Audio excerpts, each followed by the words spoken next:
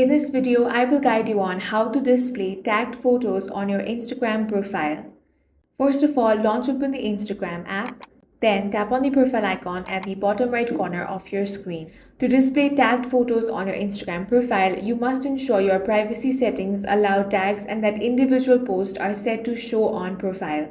By default, Instagram adds tagged photos automatically unless you have enabled manual approval. To view your tagged photos, you want to tap on the tagged icon above your photo grid. From here, you can easily view all the photos that you are tagged in. Next, you want to manage tag privacy and approvals. For that, tap on the three lines at the top right corner of your screen on your profile. Then, head over to the How Others Can Interact With You section. Now tap Tags and Mentions. Here, make sure that you have selected Allow Tags from Everyone or People You Follow. Next, you want to get to the Manually Approve Tags option. Here, make sure that you have toggled this option off so that new tagged photos will appear automatically. But if you have toggled this option on, then you must manually review and approve each tag before it shows.